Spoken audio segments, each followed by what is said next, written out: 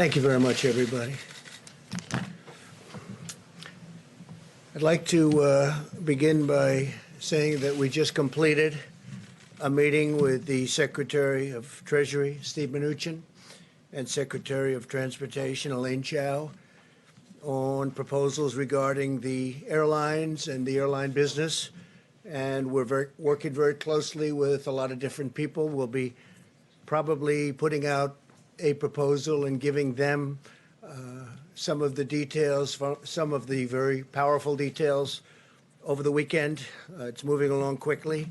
The airline business has been hit very hard, as everybody knows, and we are going to be in a position to do a lot to help them so that they keep their employees and they save their businesses. And that'll be taking place, I think you can say, over the weekend. We may even have discussions with some of the airlines or all of the airlines over the weekend.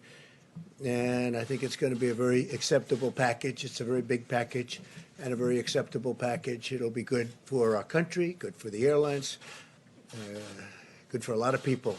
Likewise, I just spoke with the president of Russia, Vladimir Putin, and the king of Saudi Arabia, King Salman, and we had a big talk as to oil production and OPEC and making it so that our industry does well and the oil industry does better than it's doing right now. It's the numbers are so low that there'll be layoffs all over the world. There'll be certainly layoffs in this country. We don't want that to happen. We built a great energy business in the United States. So we have tens of thousands of jobs. We had a very good talk. We'll see what happens. But as you know, OPEC met today, and I would say they're getting close to a deal. We'll soon find out. So that was a conversation we just had. So we had a busy hour and a half.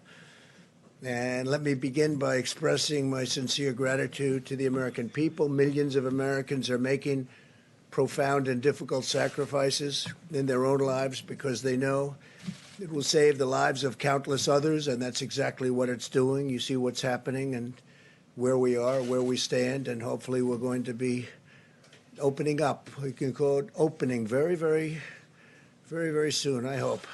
Together, our people are writing one of the most noble chapters in the proud history of our nation. Americans are also encouraged to learn that Boris Johnson, Prime Minister, has been moved out of intensive care. That's a tremendous statement. And we continue to pray for him and his fast recovery. That's a very, very positive development. As the New York metropolitan area continues its battle against the outbreak, the full power of the federal government is there to support them. As you know, the Javits Center has now been fully converted into a 3,000-bed hospital, one of the largest anywhere in the country. And by the incredible professionals. I have to say the Corps of Engineers, what they can do is just incredible. They've done a fantastic job, and they're building nationwide 21 temporary hospitals and care facilities, adding 17,000 hospital beds. And they did that all within a very short period of time. It's incredible what they've done. Army Corps of Engineers and FEMA has been fantastic. Our sweeping airlift operation to keep doctors and nurses supplied with protective equipment, Project Airbridge, continues to expand with more than 24 flights already completed and 49 additional flights now scheduled in the near future.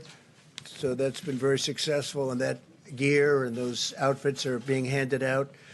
As they arrive, they're going directly to point. The American medical system continues to perform beyond our highest expectations, reminding us that the United States is blessed with the most advanced health care and the most skilled healthcare workers anywhere on the planet. Other countries are looking to what we're doing, and our testing operation has now become far and away the most sophisticated and the best anywhere.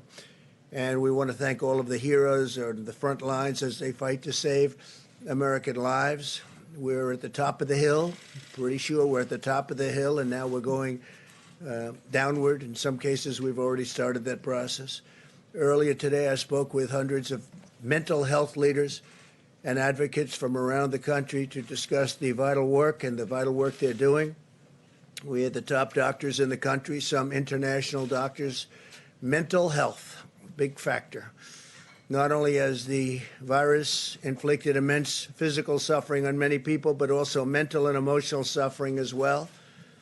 Even though we're staying physically apart, no American is alone, and we're all in this together. But the mental health doctors and experts, it's a very great call. It was a very interesting call. They're working very hard. We're also seeing encouraging signs in our race to develop breakthrough treatments and therapies. Pfizer revealed today that it has found a promising new treatment that might prevent the virus from replicating, and that it hopes to begin testing in clinical trials very soon. It's going to be very, very soon. They have great feelings for this particular therapy, and they think that a lot of good things are happening through the FDA's Coronavirus Treatment Acceleration Program. 19 therapies and treatments are now being tested, and 26 more are in the active planning or clinical trials. So we have 19 therapies being tested currently, and 26 more are in the active planning for clinical trials. That's a big statement. That's a lot. Trials for Gilead's anti-rival drug remdesivir continue, and the company has also expanded emergency use for new patients, getting good early results, by the way. The companies that manufacture hydroxychloroquine are massively ramping up production. As you know, many people are recommending strongly Z-Pak be added, the Z-Pak, and also zinc. And the federal government continues to build our stockpiles and distribute millions of doses for doctors to use as they see fit. And I'm pleased to inform you we're just having a lot of good things are happening, but we'll have to see how that all works out. But we've purchased and we have stockpiled millions and millions of doses, and we're distributing it. Some states want it very badly. Michigan, we just sent a lot to Michigan and other areas. I'm reporting today that we passed 2 million tests completed in the United States, first time.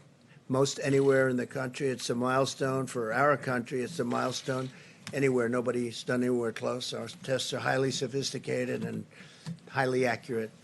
At the same time, we're making important progress on the economic front of this war. In a few moments, Secretary of Labor Eugene Scalia will explain new steps that we're taking to ensure American workers swiftly receive unemployment and paid leave benefits, and that employers protect the health and safety of all workers, including essential workers on the job, working very, very closely with workers and with employers.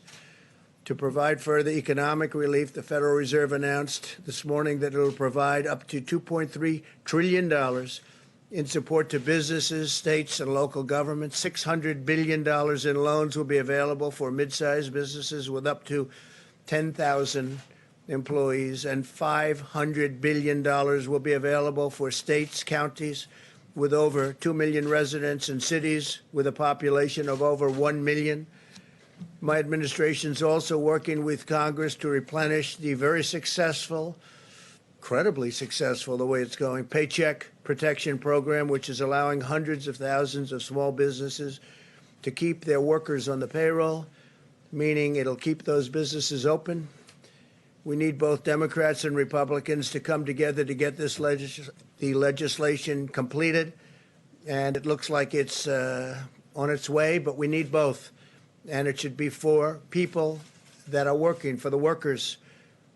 And if you look and you see, we have a lot of people that are affected by that, and it's a very positive development. So we have to get a bipartisan approval of that, and hopefully that'll happen today. The Department of Education is also announcing the availability of more than $6 billion in emergency grant funding to assist college students impacted by the cancellation of classes and the suspension of housing. A lot of people had a lot of things suspended. Housing is one of them. Previously, we waived student loan payments for 6 months. So student loan payments have been waived for 6 months, and we'll discuss it after that, may go further. Although this medical war has separated our citizens for a period of time, it's also united our entire nation. I think I can say, like almost never before, Americans are moving forward with common purpose and shared resolve, determined to vanquish the virus and lift our nation to even greater heights. We are supremely confident in the magnificent future that awaits the American people.